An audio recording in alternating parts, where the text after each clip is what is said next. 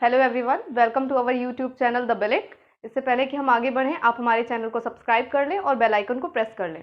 इन last video हमने discuss किया था tense, what is tense, and in this video we will discuss about habitual function of present, यानी कि present indefinite tense. So let's start. हम start करेंगे from very basic. पूरा basic से हम इसे पढ़ेंगे कि क्या होता है प्रेजेंट इंडेफिनिट टेंस, क्या होता है हैबिचुअल फंक्शन और इन्हें हम किस तरह से फॉर्मेट करते हैं, दैट मीन्स इसकी फॉर्मेशन। तो स्टार्ट करते हैं आज की अपनी वीडियो, प्रेजेंट इंडेफिनिट टेंस या हैबिचुअल फंक्शन। हैबिचुअल फंक्शन के बारे में आपको मैंने बस इतना ही बताया था कि ये सिर्फ हैबिट के बारे में नहीं होता है। It's not just about habit. Habit के अलावा इसमें कुछ और चीज़ें भी आती हैं, जैसे कि जनरल ट्रुथ, जिन्हें हम यूनिवर्सल ट्रुथ भी कहते हैं। यूनिवर्सल ट्रुथ का फॉर्मेशन भी हम हमेशा प्रेजेंट इंडेफिनिट टेंस में करते हैं।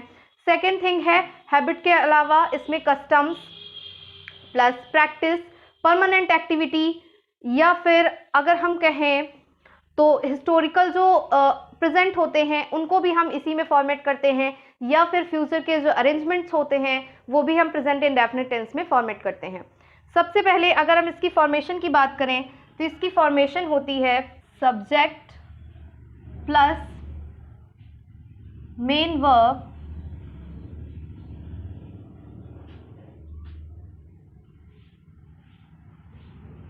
Plus object. ये फॉर्मेशन मोस्टली सबने देखी होगी कि इसके फॉर्मेशन क्या होती है, subject, main verb and object. जो इज, एम, आर या वॉज, वर या जो एक्स्ट्रा वर्ब्स लगती है ना, इन्हें हम बोलते हैं ऑक्सिलरी वर्ब, और जो मेन वर्ब्स होती हैं, डायरेक्ट जो वर्ब हम यूज करते हैं उन्हें हम मेन वर्ब्स बोलते हैं। ठीक है, इस फॉर्मेट में हम प्रेजेंट इंडेफिनिट टेंस का यूज करते हैं। बहुत ही सिंपल एग्जांपल से हम इसे समझेंगे। That he goes to market. बहुत ही सिंपल सेंटेंस है। ही गोज टू मार्केट, वो मार्केट जाता है। ऐसा काम वो मतलब रेगुलर करता होगा।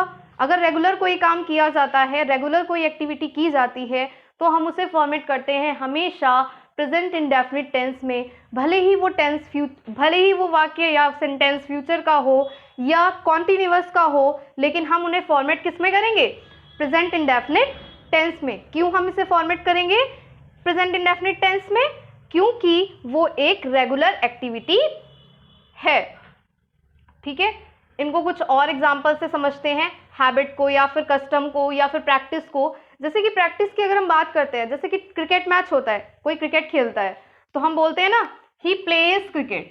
He plays cricket, that means वो क्रिकेट खेलता है। ये उसकी रेगुलर एक्टिविटी होगी, ये उसकी परमानेंट एक्टिविटी होगी। अगर किसी की परमानेंट एक्टिविटी है, जैसे कि मेरी मदर जो है रोज सुबह वॉक के लिए जाती हैं, ठीक है, तो इस सेंटेंस को अगर हम फॉर्मेट करेंगे तो हम इसे किस तरह से फॉर्मेट करेंगे, my mother goes for a walk daily. क्योंकि वो डेली ये काम करती हैं, इसलिए मैं उसे इस सेंटेंस को फॉर्मेट करूंगी प्रेजेंट इंडेफिनिट टेंस में। मैंने क्या बोला, मेरी मदर रोज सुबह वॉक के लिए जाती हैं, तो माई मदर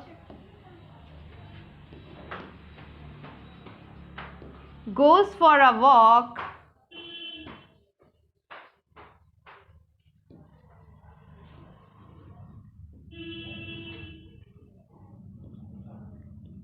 daily।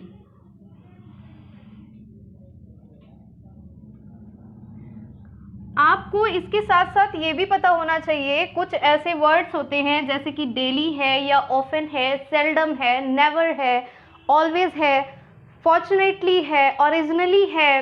इस तरह के जो वर्ड्स होते हैं ये आपको हमेशा शो करते हैं किसी हैबिचुअल फंक्शन को। ओके, आप इन सेंटेंसेस में हमेशा देखेंगे कि इस तरह के वर्ड्स भी शामिल होते हैं। इन सेंटेंसेस को आप मोस्टली इंडेफिनिट टेंस या फिर कहूँ तो हैबिचुअल एक्शंस में ही शामिल देखेंगे।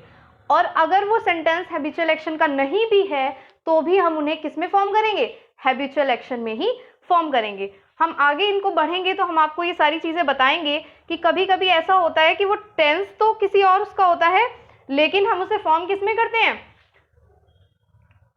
हम उसे फॉर्म करते हैं हैबिचुअल फंक्शन में। क्यों उन्हें फॉर्म करते हैं? क्योंकि उनका जो वर्क होता है वो इसमें ज़्यादा सेंस जो होता है वो इसमें ज़्यादा समझ में आता है। ठीक है, ओके। एक दो एग्जांपल्स और देते हैं आपको, समझिए इस चीज़ को। मैंने बोला बस रन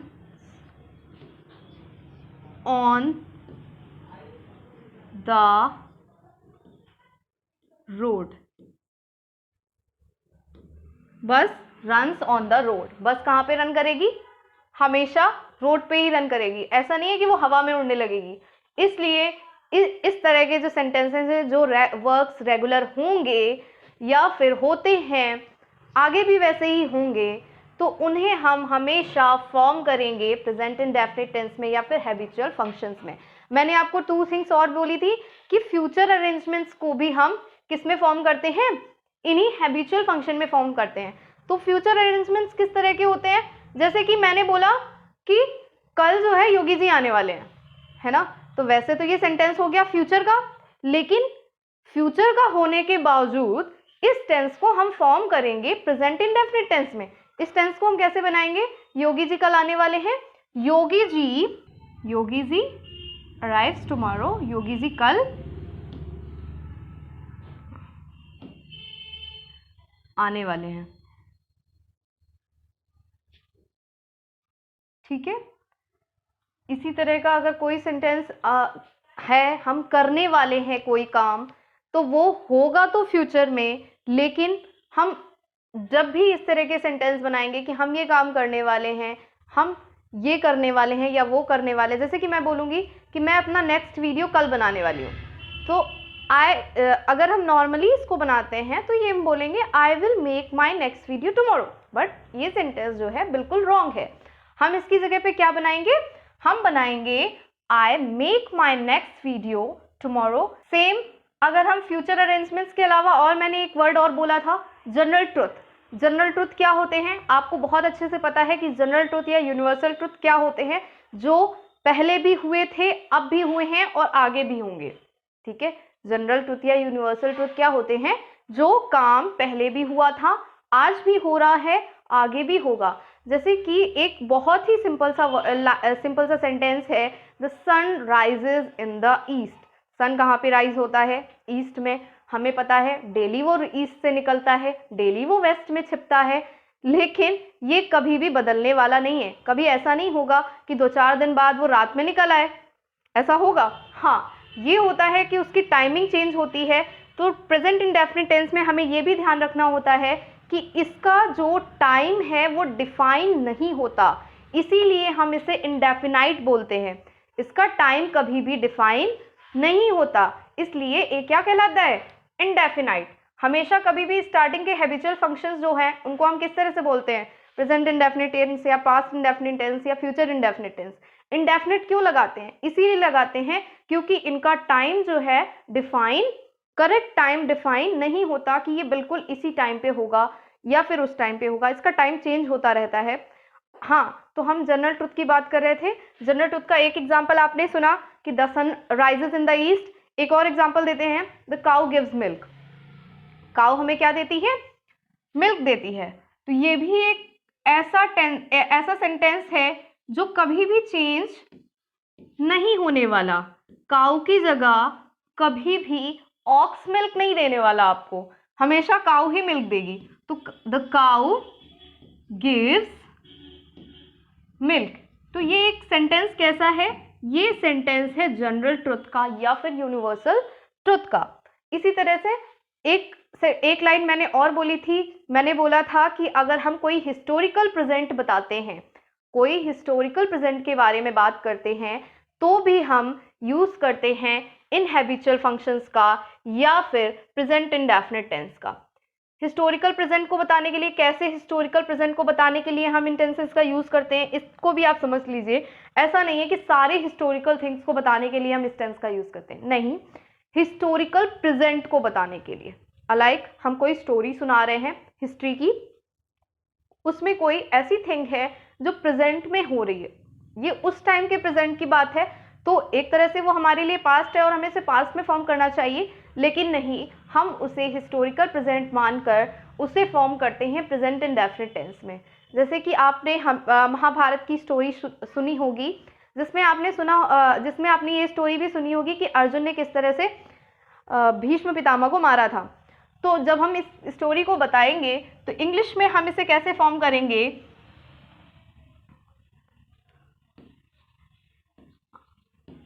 हम फॉर्म करेंगे अर्जुन शूट्स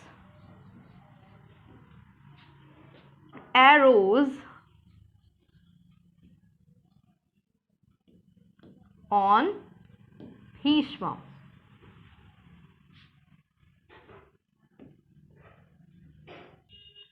इसको देख लीजिएगा ध्यान से, Arjun shoots arrows on Bheeshma. Okay,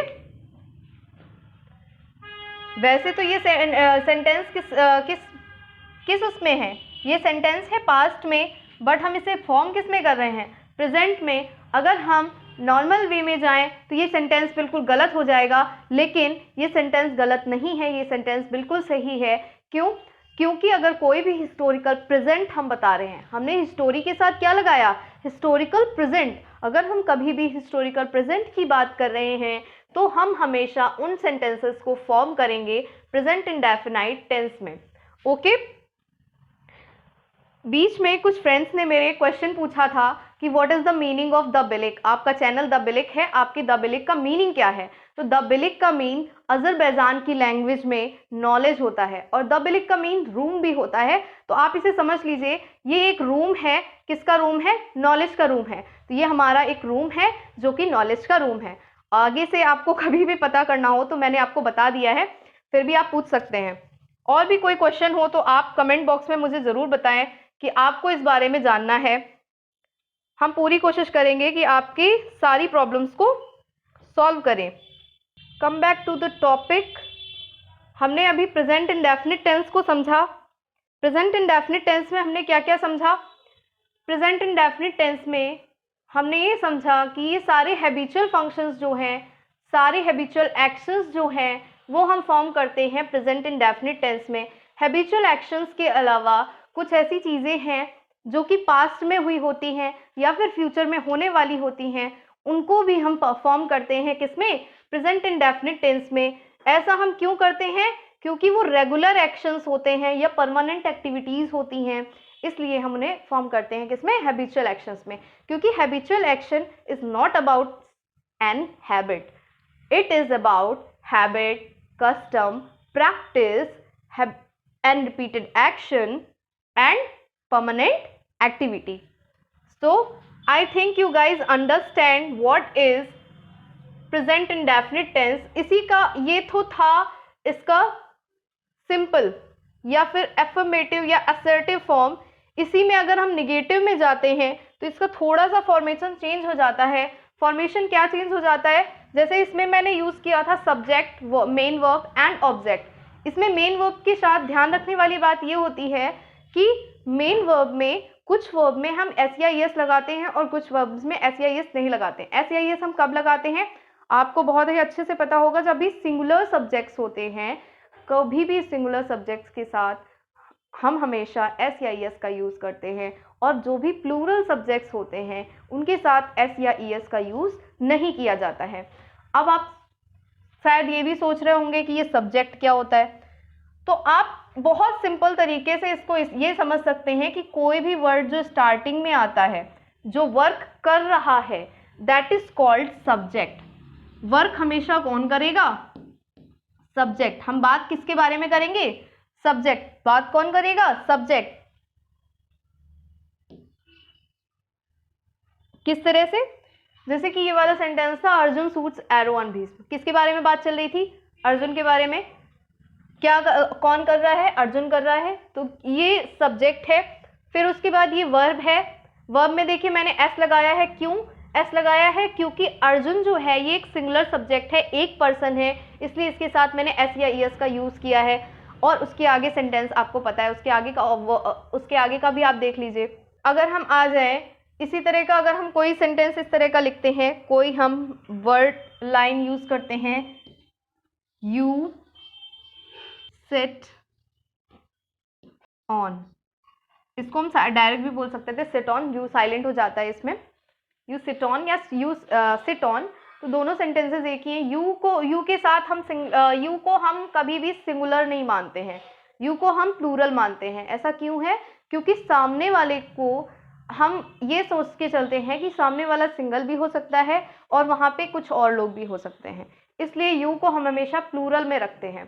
same इसी तरह से दे है या फिर आई है, आई को भी हम हमेशा वैसे तो आई सिंगुलर है, लेकिन इसका एक एक्सेप्शन है कि आई जो है, आई को भी किस में फॉर्म किया जाता है? प्लूरल के उसमें ही फॉर्म किया जाता है। ठीक है, तो ये SEIS का फंडा आपको समझ में आ गया होगा। फिर आ जाते हैं हम इस पे कि इसका निगेटिव सेंटेंस कैसे फॉर्मेट होता है। सब्जेक्ट प्लस डू और does plus not plus main verb, main verb को भूलेंगे नहीं, after main verb is object and then full stop. Okay, subject, do या does, not, main verb and then object, and after the sentence you have to put a full stop on it. Okay, हाँ ये बात जरूर ध्यान रखिएगा कि अगर आप फुल स्टॉप पुट नहीं करते हैं तो वो सेंटेंस गलत माना जाता है। ठीक है, ग्रामर में कभी भी ये मिस्टेक मत करिएगा कि आपने कोई सेंटेंस तो फॉर्म कर दिया लेकिन आपने लास्ट में कोई भी फुल स्टॉप या फिर एक्सप्लेनेशन मार्क या फिर क्वेश्चन मार्क नहीं लगाया हुआ है, वो सेंटेंस आपका गलत हो जाता है अगर आप उसमें कुछ भी पुटअप नहीं करते हैं, क्योंकि आपको ये भी शो करना होता है कि वो सेंटेंस किस उसका है। ठीक है, इसका फॉर्मेशन हमें समझ में आया। क्या है ये फॉर्मेशन? फॉर्मेशन है सब्जेक्ट डू और does plus not plus main verb plus object plus full stop, right. इसको हम किस तरह से फॉर्म करेंगे? सेम सारी चीजें असर्टिव के लिए यानी कि अफर्मेटिव सेंटेंसेस के लिए या पॉजिटिव सेंटेंसेस के लिए थी, निगेटिव सेंटेंसेस के लिए भी वही सारी चीजें हैं, बस इनको हम इनका फॉर्म करने का रूटीन थोड़ा सा चेंज हो जाता है। जैसे कि एक टेंस मैंने बोला था शुरुआत में, ही गोज टू मार्केट, अगर हम उसी को निगेटिव में कन्वर्ट करेंगे तो हम क्या लिखेंगे? ही does not go to market। यहां पे मैंने does not लगाया, do not नहीं लगाया। क्यों do not नहीं लगाया? आप ये ध्यान रखिए, मैंने ही के साथ goes लगाया था। ठीक है, तो ये सिंपल सी थिंग है, यानी कि जो जैसे उसमें था वैसे ही इसमें भी है। सिंगुलर के साथ जैसा हमने SEIS लगाया था और प्लूरल के साथ नहीं लगाया था, सेम इसमें भी सिंगुलर के साथ हम क्या करेंगे? डस का यूज करेंगे, डू के साथ देखो ES का यूज किया हुआ है, और जब प्लूरल वर्ड्स आ जाएंगे तो हम डायरेक्ट डू का यूज करेंगे। ठीक है, क्लियर है? He does not go to market. एक सेंटेंस मैंने आपको लास्ट में बोला था, that is you sit on. तो अगर हम बोलना होगा कि आप मत बैठो तो क्या बोलेंगे? डू नॉट सिट ऑन, या फिर you do not sit on. क्या बोलेंगे? You do not sit on. या फिर जैसे कि मैंने एक सेंटेंस और आपको बोला था कि मैं नेक्स्ट वीडियो कल बनाने वाली हूं। अगर मैंने ये बोला कि मैं नेक्स्ट वीडियो कल बनाने वाली हूं, I make next video tomorrow, लेकिन अगर मैं ये बोल रही हूं मैं नेक्स्ट वीडियो कल नहीं बनाने वाली, then I do not make next video tomorrow. Okay, same इसी तरह का अगर हम फॉर्मेट पे आ जाते हैं, फिर हम आते हैं इसके इंट्रोगेटिव वर्ड्स पे, इंट्रोगेटिव सेंटेंसेस पे, इंट्रोगेटिव वर्ड्स नहीं, इंट्रोगेटिव सेंटेंसेस पे। तो इंट्रोगेटिव सेंटेंसेस का फॉर्मेशन किस तरह से होता है? इंट्रोगेटिव सेंटेंसेस का फॉर्मेट होता है टू टाइप्स का, जिसमें फर्स्ट में आपके WH वर्ड्स जो फर्स्ट में आते हैं, इनको हिंदी और इंग्लिश में दोनों में समझिएगा तो ज़्यादा अच्छे से समझ में आएगा। जैसे कि दो तरीके से हम इन्हें बोलते हैं। कैसे दो तरीके से बोलते हैं? क्या तुम खाना खा रहे हो? एक मैंने बोला क्या तुम खाना खा रहे हो, दूसरा इसी सेंटेंस को अगर हम इस तरीके से बोले, तुम खाने में क्या खा रहे हो, दोनों सेंटेंस में लगभग लगभग वही वर्ड्स यूज हुए हैं, लेकिन दोनों का मीनिंग जो है वो चेंज हो गया है। और इसी मीनिंग चेंज होने की वजह से हम इसको फॉर्मेट भी दो तरीके से करेंगे। जब भी हम इस तरह से वर्ड्स पूछते हैं, आप क्या कर रहे हैं, यानी कि ये जो क्वेश्चन वर्ड्स हैं ये बीच में आते हैं, हिंदी में अगर बीच में आते हैं तो हम उन क्वेश्चन वर्ड्स को इंग्लिश में क्या करते हैं, पहले फॉर्मेट करते हैं। लेकिन अगर क्वेश्चन वर्ड स्टार्टिंग में ही होते हैं, जैसे कि क्या आप खाना खा रहे हैं, क्या आप पढ़ रहे हैं, क्या आप मेरी वीडियो देख रहे हैं, तो इस तरह के जो सेंटेंसेस हैं उनके साथ हम क्या करते हैं, उनके साथ बहुत ही सिंपल सा लॉजिक है कि हम कोई भी क्वेश्चन वर्ड का यूज ही नहीं करते हैं। क्या करते हैं, कोई भी क्वेश्चन वर्ड यूज नहीं करते हैं। लेकिन क्वेश्चन वर्ड कब यूज करेंगे, जब वो क्वेश्चन वर्ड बीच में आएगा। ठीक है, तो इनके पहले हम फॉर्मेशन देख लेते हैं। फॉर्मेशन देख लेते हैं, क्या है फॉर्मेशन इसका इंट्रोगेटिव का।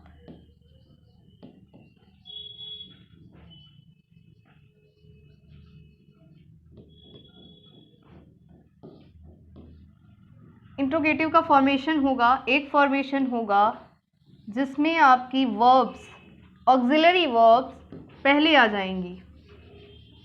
ठीक है, डू और डज पहले आ गया, फिर आ गया आपका सब्जेक्ट, फिर आई आपकी मेन वर्ब,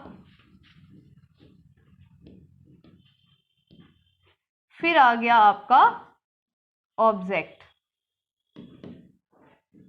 और इसमें लगेगा क्या, क्वेश्चन मार्क, क्योंकि क्वेश्चन वर्ड के साथ क्वेश्चन मार्क ही लगता है।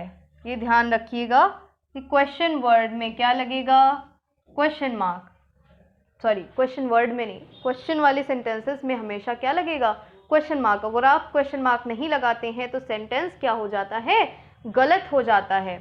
और इसी का दूसरा फॉर्मेशन क्या होगा, इसी का दूसरा फॉर्मेशन अगर हम देखें तो बस इसके पहले क्या लग जाते हैं, WH वर्ड या क्वेश्चन वर्ड्स। WH वर्ड्स में ऐसा नहीं है कि जो क्वेश्चन वर्ड्स हैं, जितने भी क्वेश्चन वर्ड्स हैं वो सारे WH वर्ड्स में आते हैं। जितने भी क्वेश्चन वर्ड्स हैं वो सारे किस में आते हैं, WH वर्ड्स में। तो सबसे पहले हम यूज़ करेंगे WH वर्ड्स, फिर यूज़ करेंगे डू और डस का, फिर हम यूज़ करेंगे सब्जेक्ट का। आगे का सेम वही होता है, फिर यूज़ करेंगे मेन वर्ब का, फिर यूज़ करेंगे ऑब्जेक्ट का, और फिर उसके बाद क्वेश्चन मार्क। ठीक है, अब मैंने आपको एक चीज़ और बताई कि ये दो तरीके से फॉर्मेट होता है, किस तरीके से, क्यों ऐसा फॉर्मेट होता है ये भी बताया। तो आप इनके एग्जाम्पल्स भी देख लीजिए कि मैंने पहला एग्जाम्पल बोला था, क्या आप खा रहे हैं, मैंने इसमें एग्जाम्पल नोट किया, do you take bath daily. मैंने आपको जो एग्जाम्पल बताया वो कॉन्टिन्यूअस का एग्जाम्पल है, इसलिए मैंने एग्जाम्पल चेंज किया। सो एग्जाम्पल क्या है, do you take bath daily. अब इसको आप चेंज देखिए, डू, फिर डू आ गया, सब्जेक्ट आ गया आपका यू, टेक। अब डू किसके अकॉर्डिंग लगा हुआ है, सब्जेक्ट के अकॉर्डिंग लगा हुआ है। सब्जेक्ट के अकॉर्डिंग, सब्जेक्ट हमारा क्या था, यू, और हमने आपको बताया यू को हम कभी भी सिंगुलर फॉर्म में नहीं यूज़ करते हैं, हमेशा प्लूरल फॉर्म में यूज़ करते हैं, इसलिए मैंने इसके साथ डू लगाया। Do you take bath daily, क्या आप रोज़ नहाते हैं, क्या आप रोज़ नहाते हैं, तो हमने इसको किस तरह से फॉर्मेट किया, do you take bath daily. अब जैसे कि क्या वो रोज़ मार्केट जाता है, अगर हम ये बोले तो डज ही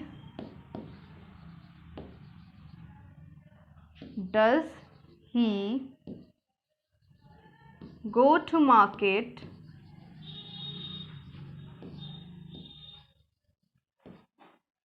daily,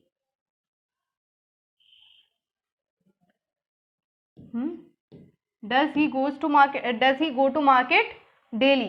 अब आप ये ध्यान रखिएगा कि अगर मैंने जब पॉजिटिव बनाया था तो मैंने गो के साथ गोज कर दिया था, लेकिन ये ईएस जो उठ गया है ये इसके साथ आ गया है, इसलिए यहाँ पे हम दोबारा से ईएस का या एस का यूज नहीं करेंगे। Does he go to market daily. इसी के दूसरे वाले सेंटेंसेस को हम समझते हैं WH वर्ड्स के साथ। मैंने एक क्वेश्चन पूछा, आप क्या करते हैं, आप क्या करते हैं। तो इस सेंटेंस को हम किस तरह से फॉर्मेट करेंगे, व्हाट डू यू डू, आप क्या करते हैं। आप ये वीडियो कब देखते हैं, when do you watch these video, when do you watch these videos, आप ये वीडियोस कब देखते हैं।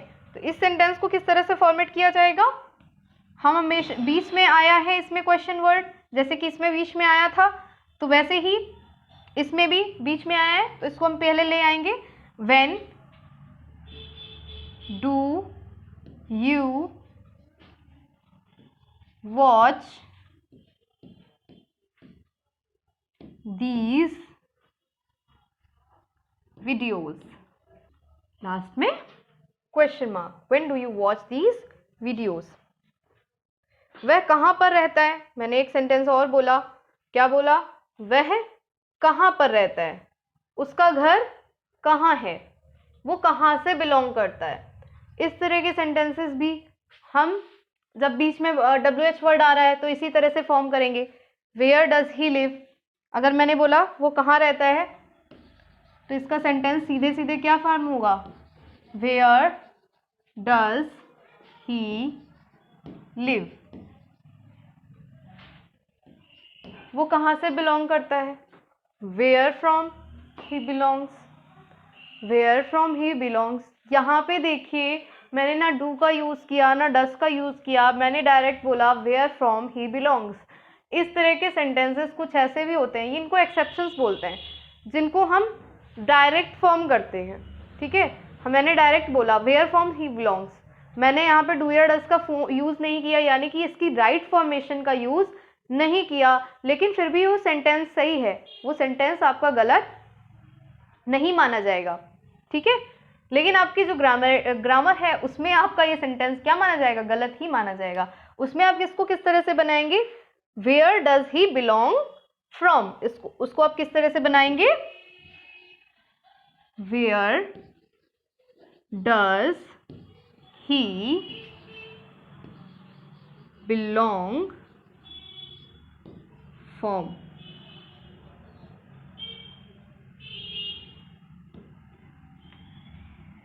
अंडरस्टैंड। मुझे लगता है आज आपने इतना ज़रूर समझ लिया होगा कि हैबिचुअल फंक्शन क्या होते हैं, प्रेजेंट एंड डेफिनिट टेंस क्या होते हैं, सिंपल टेंस क्या होते हैं, प्रेजेंट एंड डेफिनिट टेंस को ही सिंपल टेंस भी बोलते हैं, तो आप ये ध्यान रखिएगा। उससे पहले आपने सीखा था कि इनके फॉर्मेशन क्या क्या होते हैं। तो आज की वीडियो के लिए इतना ही, नेक्स्ट वीडियो में हम आपसे मिलेंगे तो प्रेजेंट कॉन्टिन्यूअस टेंस को समझेंगे।